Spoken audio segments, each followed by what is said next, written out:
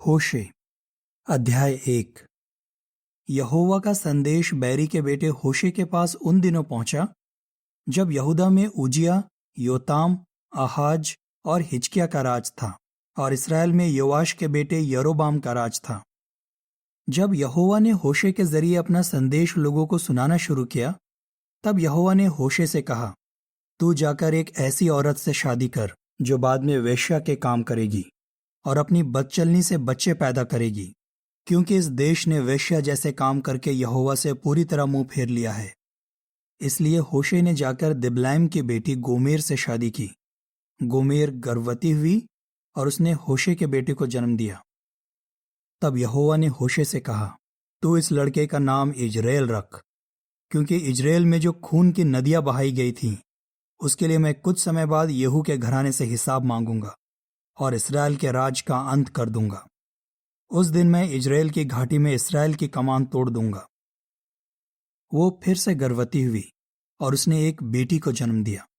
परमेश्वर ने होशे से कहा, तू इस लड़की का नाम लो रुहामा रख, क्योंकि मैं इसराइल के घराने पर और दया नहीं करूंगा।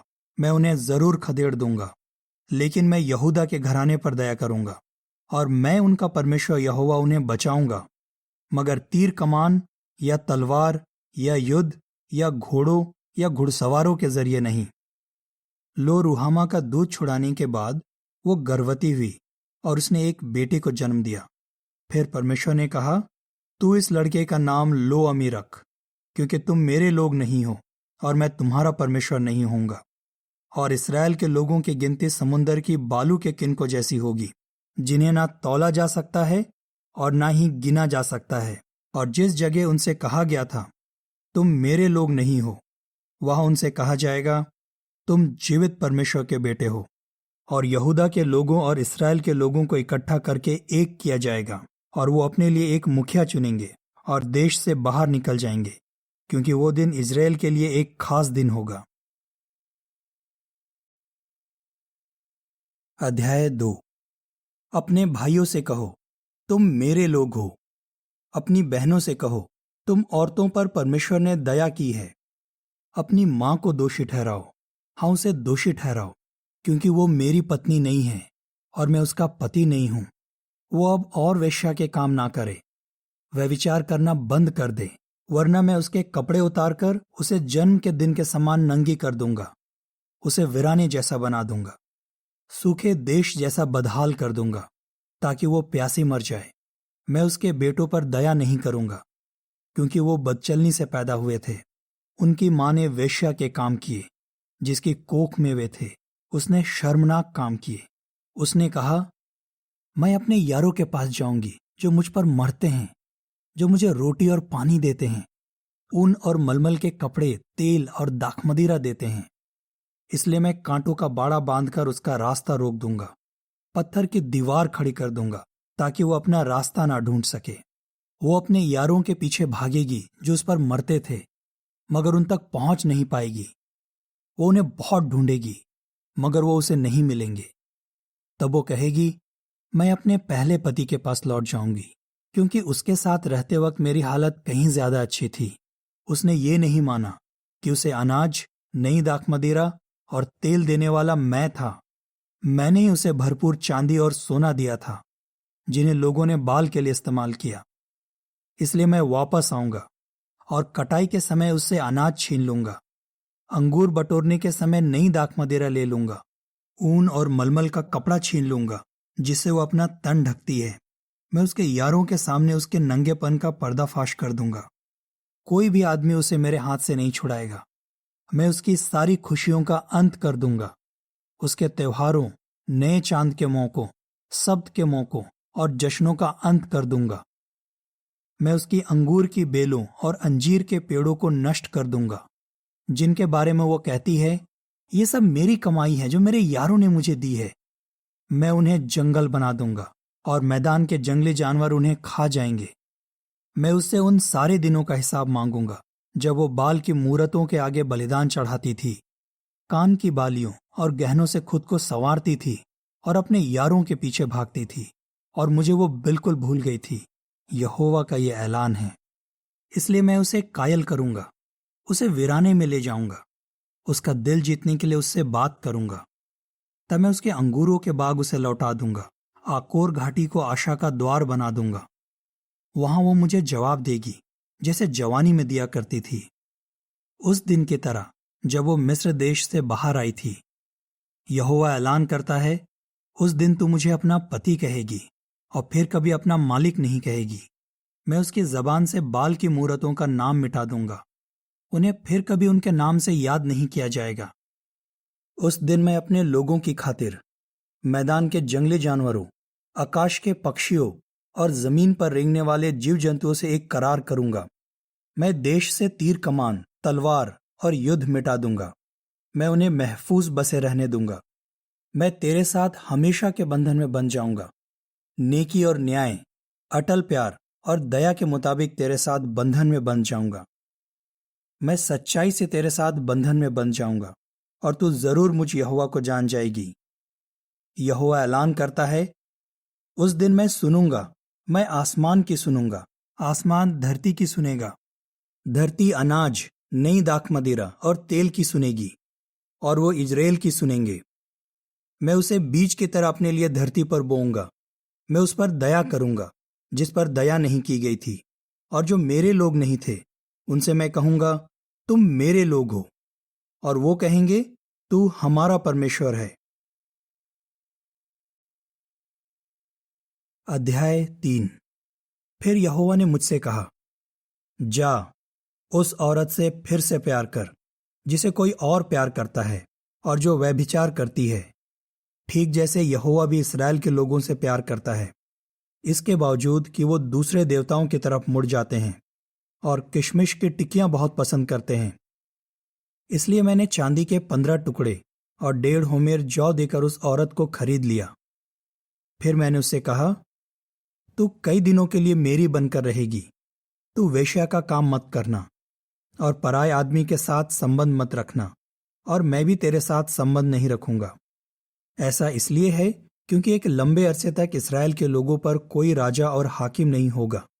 उनके यहाँ कोई बलिदान, पूजा स्तंभ, एपोद या कुल देवताओं की मूर्तें नहीं होंगी। बाद में इसराइल के लोग लौट आएंगे और अपने परमेश्वर यहोवा और अपने राजा दाविद की खोज करेंगे, और आखिरी दिनों में वो थरथर कांपते हुए यहोवा के पास आएंगे ताकि वो उनके साथ भलाई करे। अध्याय 4। इस्राएल के लोगों, यहोवा का संदेश सुनो। इस देश के लोगों पर यहोवा ने मुकदमा किया है, क्योंकि इस देश में ना सच्चाई है, ना अटल प्यार और ना ही परमेश्वर के बारे में ज्ञान। यहाँ झूठी शपथ खाना, झूठ बोलना, कत्ल, चोरी और व्यभिचार आम हो गया है। जगह जगह कत्लेआम हो रहा है। इसलिए देश मातम मनाएगा।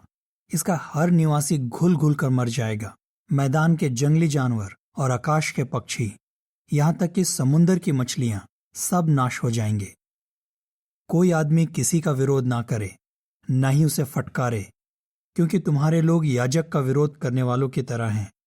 इसलिए तुम लोग भरी दोपहरी में लड़खड़ा कर गिर जाओगे, और तुम्हारे साथ भविष्यवक्ता भी लड़खड़ा कर गिर जाएंगे, मानो रात हो। मैं तुम्हारी माँ को खामोश कर दूंगा। मेरे लोग खामोश कर दिए जाएंगे, क्योंकि उनके पास ज्ञान नहीं है।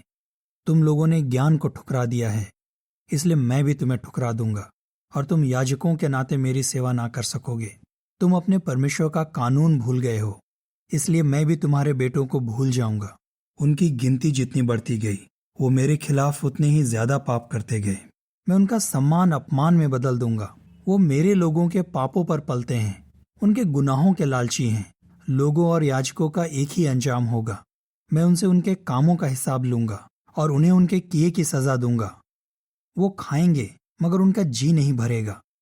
वो बदचलनी में हद कर जाएंगे, मगर उनकी गिनती नहीं बढ़ेगी, क्योंकि उन्होंने यहोवा का बिल्कुल आदर नहीं किया।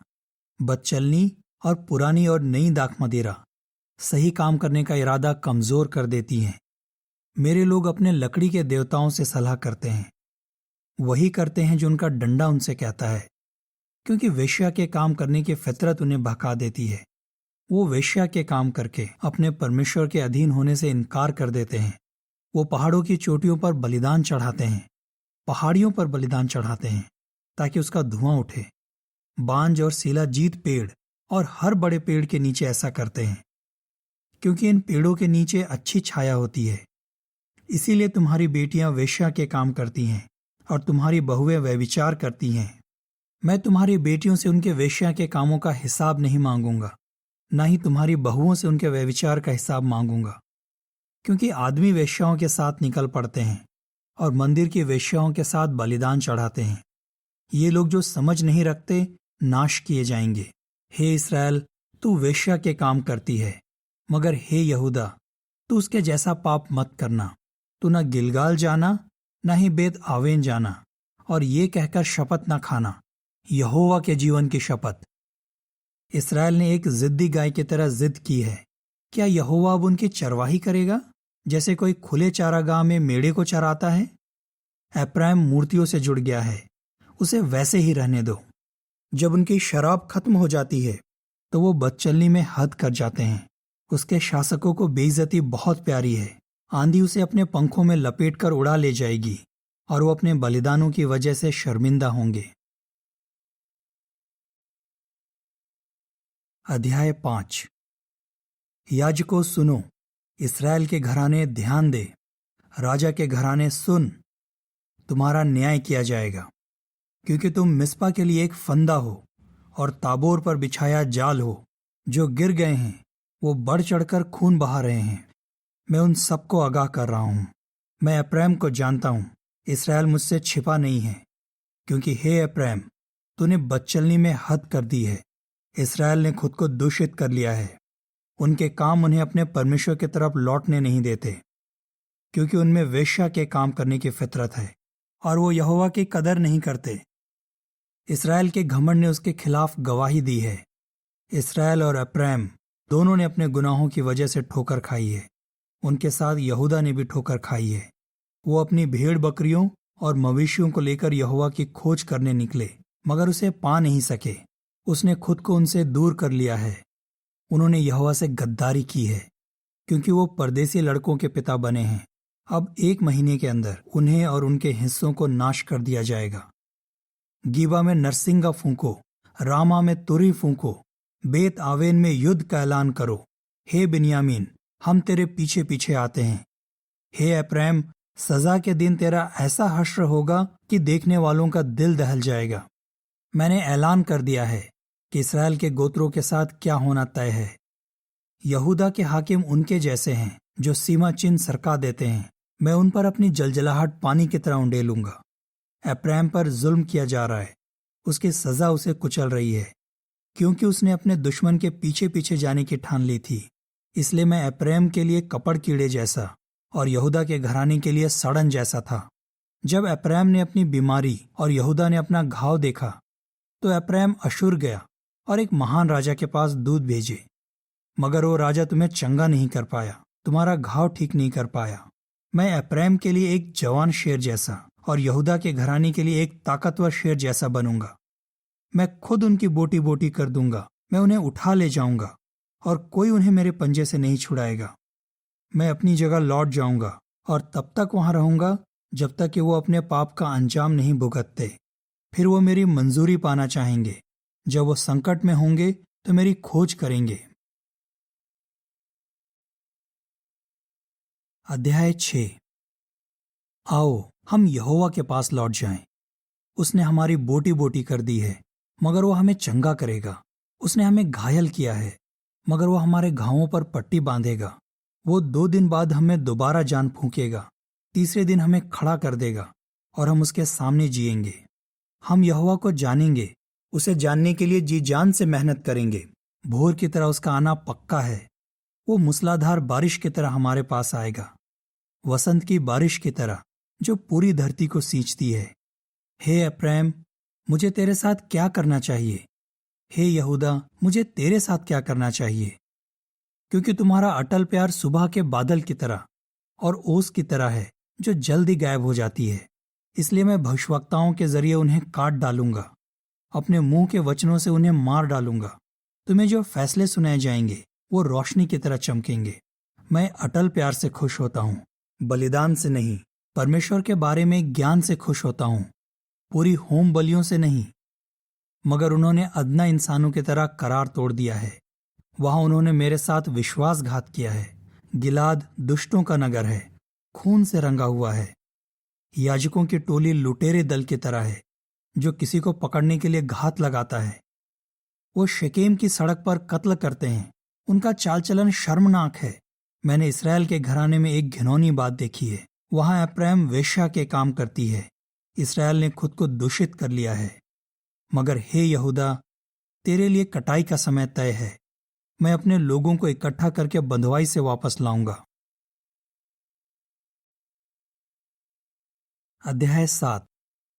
जब भी मैं इसराइल को चंगा करने की कोशिश करता हूं, तो एप्रैम के गुनाह का और सामरिया की दुष्टता का पर्दाफाश होता है, क्योंकि वो छल कपट के काम करते हैं। अंदर चोर घुस आते हैं और बाहर लुटेरे दल लूट मचाते हैं। मगर वो अपने दिलों में ये सोचते तक नहीं कि मैं उनकी दुष्टता पर ध्यान दूंगा। अब वो अपने बुरे कामों से घिरे हुए हैं। उनके काम मेरी नजरों से छिपे नहीं हैं। वो अपनी दुष्टता से राजा को और अपने छल से हाकिमों को खुश करते हैं। वो सब बदचलन हैं। वो जलते तंदूर की तरह हैं, जिसमें नानबाई ने आग जलाई है। वो आटा गूंदने से लेकर उसके खमीरा होने तक तंदूर को और नहीं धधकाता। हमारे राजा के जश्न के दिन हाकिम बीमार हो गए, दाख मदिरा की वजह से भड़क गए हैं। राजा ने खिल्ली उड़ाने वालों की तरफ अपना हाथ बढ़ाया है। वो जलते हुए तंदूर जैसा मन लेकर पास आते हैं। नानबाई सारी रात सोता है। सुबह तंदूर शोलों की तरह दहक उठता है। वो सब तंदूर की तरह धधकते हैं, अपने शासकों को खा जाते हैं। उनके सभी राजा गिर गए हैं। उनमें से कोई मुझे नहीं पुकारता। एप्रैम दूसरे राष्ट्रों में मिल जाता है। एप्रैम एक गोल रोटी जैसा है, जिसे पलटा नहीं गया है। परायों ने उसकी ताकत चूस ली, मगर उसे खबर नहीं।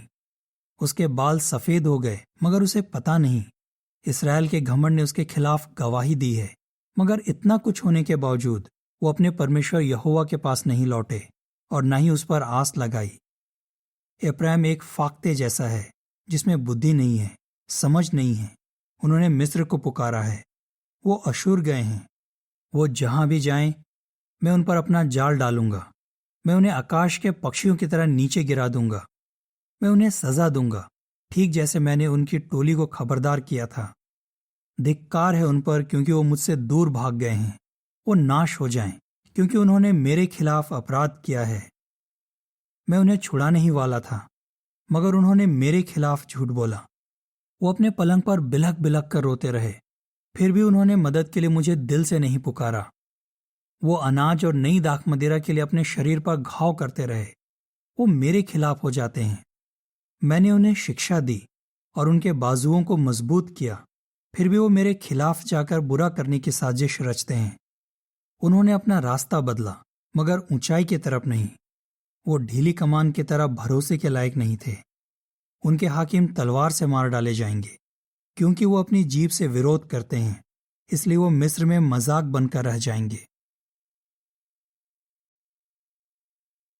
अध्याय 8। अपने मुंह में नरसिंगा लगा। दुश्मन उकाब की तरह यहोवा के भवन पर हमला करेगा, क्योंकि उन्होंने मेरा करार तोड़ दिया है, मेरे कानून के खिलाफ काम किया है। वो मुझे पुकारते हैं, हे हमारे परमेश्वर, हम इस्राएली लोग तुझे जानते हैं। इसराइल ने भलाई ठुकरा दी है, एक दुश्मन उसका पीछा करे। उन्होंने राजा ठहराए हैं, मगर मेरी इजाजत के बगैर। हाकिम ठहराए हैं, मगर मेरी मंजूरी के बगैर। उन्होंने अपने ही विनाश के लिए सोने चांदी से मूर्तें बनाई हैं। हे सामरिया, तेरा बछड़ा ठुकरा दिया गया है। मेरे क्रोध की ज्वाला उन पर भड़की है। वो खुद को कब शुद्ध करेंगे और कितना वक्त लगाएंगे? ये इस्राएल से है, इसे एक कारीगर ने बनाया है, ये परमेश्वर नहीं है। सामरिया का बछड़ा टुकड़े टुकड़े कर दिया जाएगा। वो हवा बोते हैं और आंधी की कटाई करेंगे। बालों पर पका अनाज नहीं उगता, उपज से आटा नहीं मिलता। अगर कुछ उगे भी तो परदेसी उसे निगल जाएंगे। इसराइल को निगल लिया जाएगा। वो दूसरे राष्ट्रों में ऐसा बर्तन ठहरेंगे जो किसी काम का नहीं। वो अकेले जंगली गधे की तरह अशूर के पास गए हैं। एप्रैम ने वेश्याओं को किराए पर बुलाया है। हालांकि वो उन्हें दूसरे राष्ट्रों से किराए पर बुलाते हैं, मगर मैं उन्हें इकट्ठा करूंगा। वो राजा और हाकिमों के लादे हुए बोझ के कारण दुख झेलेंगे। अब्राहम ने बहुत सी वेदियां बनाकर पाप किया है। ये वेदियां उसके पाप की वजह बनी। मैंने उसे बहुत से कानून लिख कर दिए, मगर उसने इन कानूनों को अजीबोगरीब समझा। वो मेरे लिए बलिदान चढ़ाते हैं और मांस खाते हैं, मगर यहोवा उनके बलिदानों से खुश नहीं होता। अब वो उनका गुनाह याद करेगा और उन्हें पापों की सजा देगा। वो मिस्र की तरफ फिर गए हैं। इसराइल अपने बनाने वाले को भूल गया और उसने मंदिर बनाए हैं, और यहूदा ने बहुत से किलेबंद शहर बनाए हैं। मगर मैं उसके शहरों पर आग भेजूंगा जो हर शहर की मीनारों को भस्म कर देगी। अध्याय 9। हे इसराइल, खुशियां मत मना। देश देश के लोगों की तरह मगन मत हो, क्योंकि तू वेश्या के काम करके अपने परमेश्वर से दूर चली गई। तुझे हर खलिहान में वेश्या के काम करके मजदूरी लेना बहुत भाया, मगर खलिहान और अंगूर रौंदने का हौद उन्हें नहीं खिलाएगा, और नई दाख मदिरा उसे नहीं मिलेगी। वो यहोवा के देश में और नहीं रह पाएंगे। इसके बजाय एप्रैम मिस्र लौट जाएगा, और अशुर में वो अशुद्ध चीजें खाएंगे। वो फिर कभी यहोवा के लिए दाख मदिरा का अर्घ नहीं चढ़ाएंगे। उनके बलिदानों से वो खुश नहीं होगा। वो मातम की रोटी जैसे होंगे। उसे खाने वाले सभी दूषित हो जाएंगे, क्योंकि उनकी रोटी सिर्फ उनके लिए होगी। उसे यहोवा के भवन में नहीं लाया जाएगा। तुम लोग इकट्ठा होने के दिन, यहोवा के त्योहार के दिन क्या करोगे? क्योंकि देखो, उन्हें नाश की वजह से भागना पड़ेगा। मिस्र उन्हें इकट्ठा करेगा और मेम्फिस उन्हें दफनाएगा। बिच्छू बूटियां उनकी चांदी की कीमती चीजों पर कब्जा कर लेंगी और उनके तंबुओं में कंटीली झाड़ियां उगाएंगी।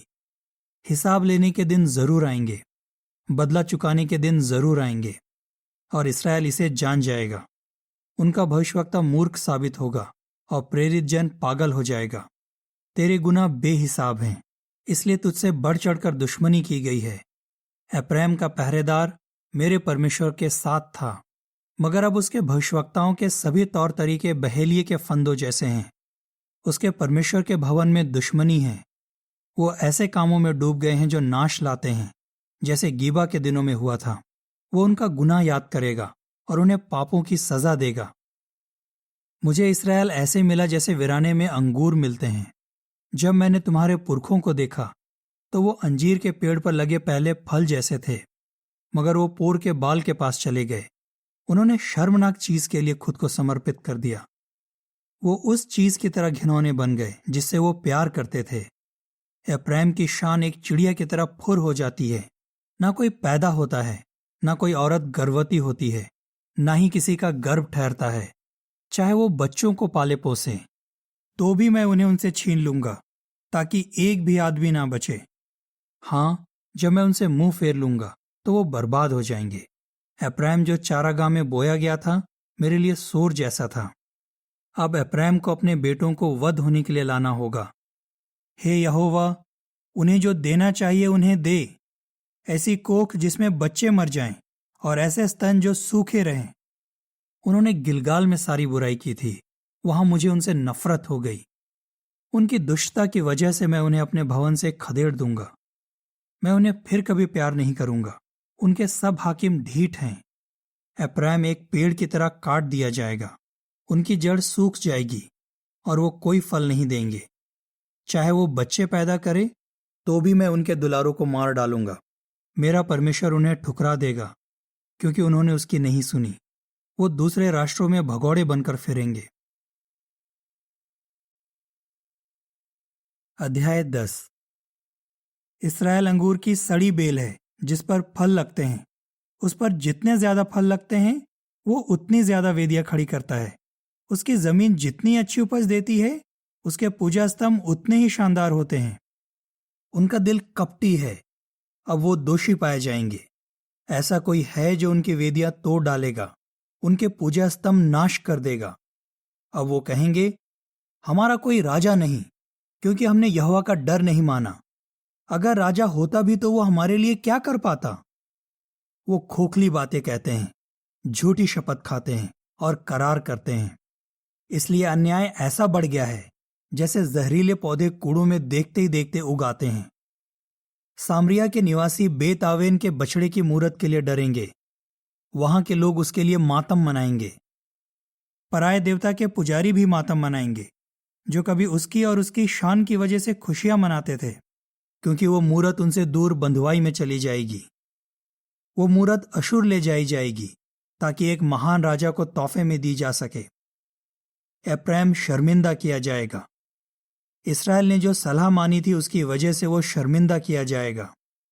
सामरिया और उसके राजा को जरूर नाश किया जाएगा।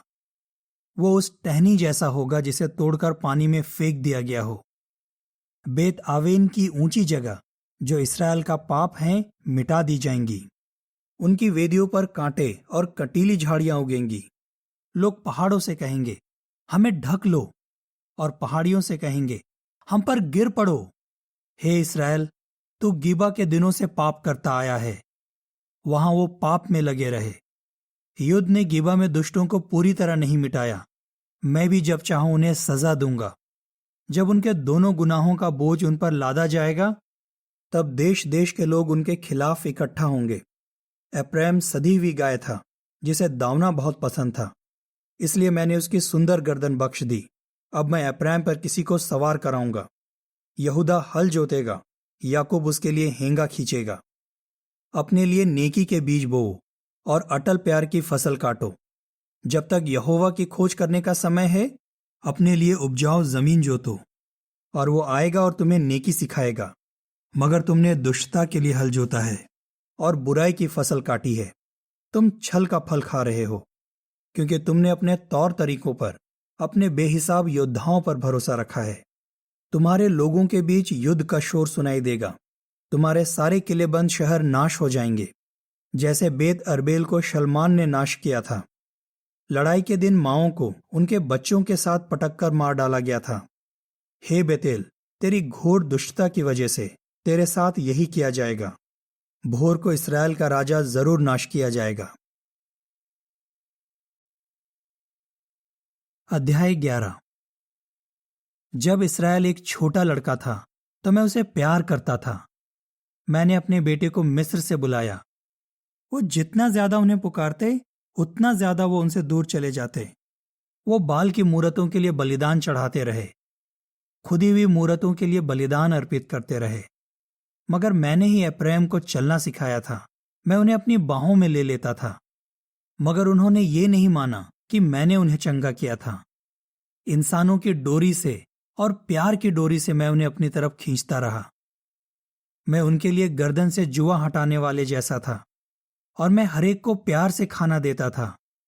वो मिस्र नहीं लौटेंगे, मगर अशुर उनका राजा होगा, क्योंकि उन्होंने मेरे पास लौटने से इनकार कर दिया है। उसके शहरों पर तलवार चलेगी, फाटक के बेड़े काट डालेगी और उन्हें खा जाएगी, क्योंकि वो साजिशें रचते हैं। मेरे लोगों ने मुझसे विश्वासघात करने की ठान ली है। वो उन्हें ऊपर बुलाते थे, मगर उनमें से कोई नहीं उठता था। हे एप्रैम, मैं कैसे तुझे दुश्मन के हवाले करूं? हे इसराइल, मैं कैसे तुझे दुश्मन के हाथ सौंप दूं? मैंने अदमा के साथ जो किया था वो तेरे साथ कैसे करूं? मैं तेरा हाल सबोईम की तरह कैसे कर दूं? मैंने अपना मन बदला है, साथ ही मेरे दिल में करुणा जाग उठी है। मैं तुझ पर अपने क्रोध की आग नहीं बरसाऊंगा। मैं एप्रैम को फिर नाश नहीं करूंगा, क्योंकि मैं परमेश्वर हूं, इंसान नहीं। मैं तेरे बीच रहने वाला पवित्र परमेश्वर हूं। मैं क्रोध से भरकर तेरे पास नहीं आऊंगा। वो यहोवा के पीछे पीछे चलेंगे और वो शेर की तरह गरजेगा। जब वो गरजेगा तो उसके बेटे थरथराते हुए पश्चिम से आएंगे। जब वो मिस्र से निकल कर आएंगे तो एक पक्षी की तरह थरथराएंगे, एक फाख्ते की तरह जो अशुर देश से आती है, और मैं उन्हें उनके घरों में बसाऊंगा। यहोवा का यह ऐलान है। एप्रैम मुझसे सिर्फ झूठ बोलता है, इसराइल का घराना छल करता है, मगर यहूदा अब भी परमेश्वर के साथ चलता है। वो परम पवित्र परमेश्वर का विश्वास योग्य बना हुआ है। अध्याय 12। एप्रैम बेकार की चीजों पर भरोसा रखता है। पूरब से बहने वाली हवा के पीछे सारा दिन भागता है। वो बढ़ चढ़कर झूठ बोलता और मारकाट मचाता है। वो अशूर के साथ एक करार करते हैं और मिस्र के पास तेल ले जाते हैं। यहोवा ने यहूदा पर मुकदमा किया है। वो याकूब से उसके कामों का हिसाब मांगेगा, उसे उसके किए की सजा देगा। कोख में उसने अपने भाई की एड़ी पकड़ ली थी। वो पूरा जोर लगाकर परमेश्वर से लड़ा। वो स्वर्गदूत से लड़ता रहा और उससे जीत गया। उसकी कृपा पाने के लिए उसने रो रो कर विनती की। परमेश्वर ने उसे बेतेल में पाया और वहां परमेश्वर ने हमसे बात की। यहोवा सेनाओं का परमेश्वर है, यहोवा नाम से उसे याद किया जाता है।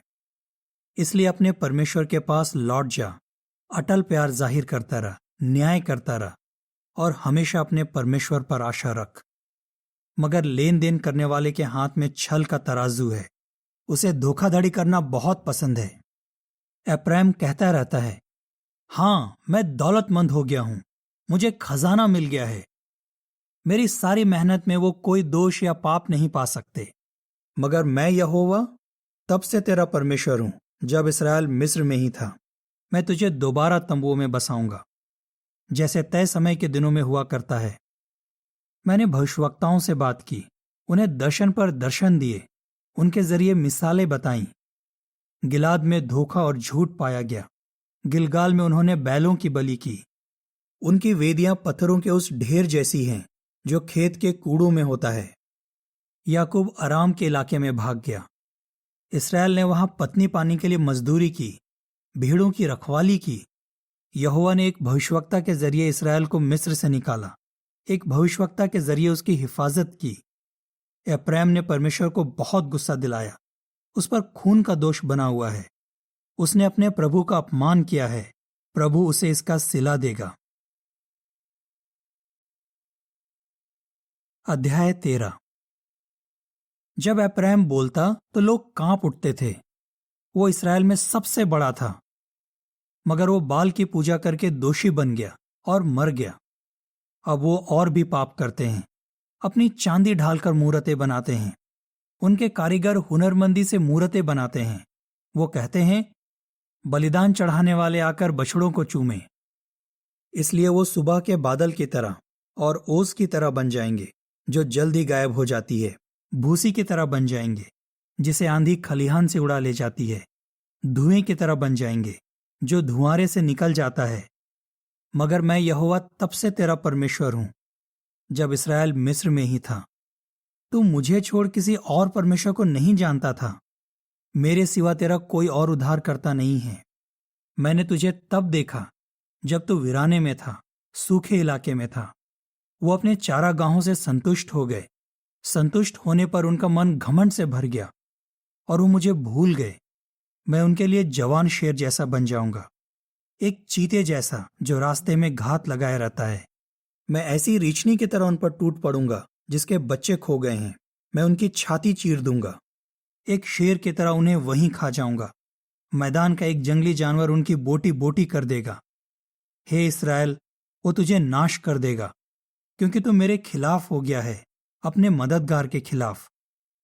कहां गया तेरा राजा जो तुझे सभी शहरों में बचाता?